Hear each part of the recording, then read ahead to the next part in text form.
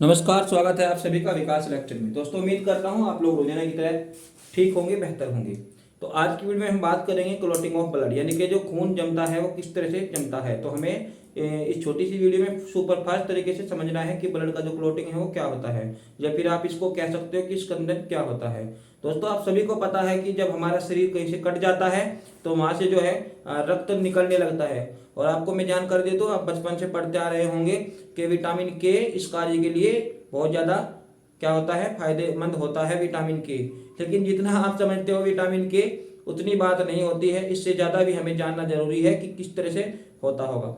जैसे कि हम बता सकते हैं दोस्तों कि अगर मान लीजिए कहीं आपके हाथ में चोट वगैरह लगी हो, तो आपको पता होगा कि आप जब थोड़ी देर उसको दबाए रखते हो तो वो जो है ब्लड बहना बंद हो जाता है। ठीक है, यानी कि कहीं ना कहीं थक्का जो है जम जाता है। तो थक्का जमने के पीछे क्या हकीकत है, क्या यहाँ पर जो है एक राज है, चलिए उसको जानते हैं कि ये सब कुछ कैसे होता होगा। तो मैं आपको जो है इस तरीके से समझा रहा हूँ, आपको कोई दिक्कत नहीं होगी। देखिए, तो सबसे पहले क्या होता है, जैसे ही कटता है तो यदि कहीं चोट लगी हो ना हाथ या पैर पे, किसी जगह जहाँ से रुधिर बहुत ज्यादा निकल रहा हो, तो वहां पर क्या होता है, जो थ्रोम्बोसाइट होती है यानी कि जो प्लेटेट होती है, ठीक है, ये वायु के संपर्क में आते क्या बना लेती है, ये थ्रोम्बोप्लास्टिन बना लेती है।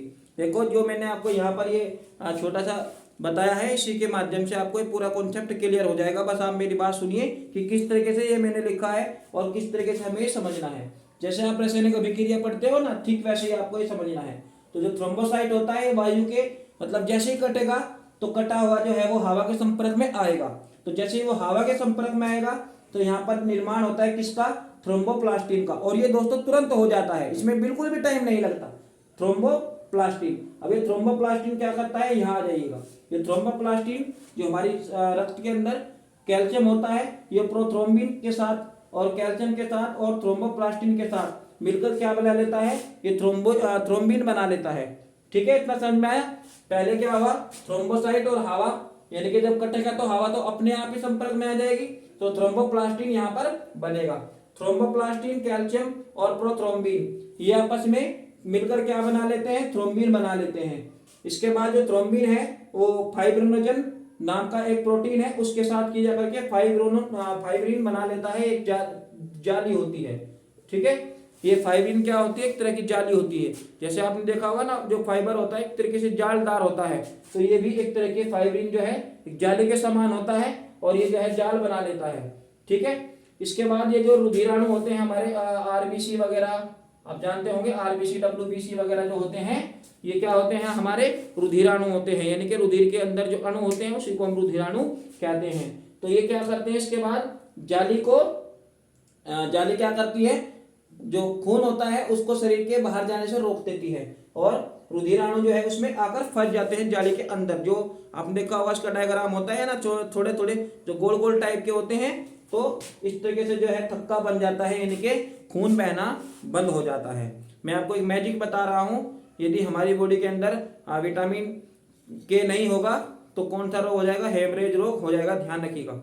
एक बात और बताता हूँ मैं आपको यहाँ से, जो है यदि शरीर के अंदर खून बह रहा है, मान लीजिए शरीर के अंदर जो नस है, धमनी शिराएं हैं, उनमें आपका जो है रक्त बह रहा है, यदि वो आपने कभी सोचा होगा कि यार ये खून जो है, ये रक्त जो है, ये ब्लड जो है, ये खून शरीर के अंदर क्यों नहीं जमता है, ये हवा लगने से ही जमता है, क्योंकि यहाँ पर ये क्रिया होती है, यानी कि ये वायु के ही साथ क्रिया होती है। और अब आपको ये लग रहा होगा कि खून के अंदर भी तो वायु होता है कि नहीं, ऑक्सीजन वगैरह भी तो हम लेते हैं, तो वहां पर ये क्रिया क्यों नहीं होती है।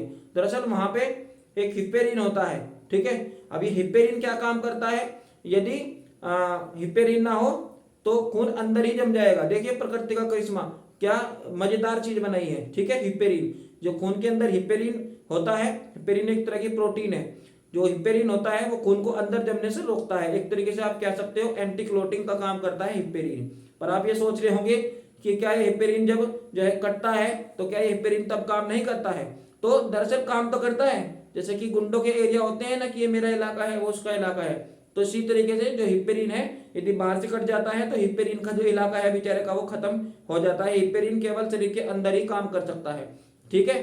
तो देखिए कितना बढ़िया प्रकृति ने बनाया है। तो उम्मीद करता हूं आपको समझ में आ गया होगा। आप चाहे तो इसका स्क्रीनशॉट ले सकते हैं। तो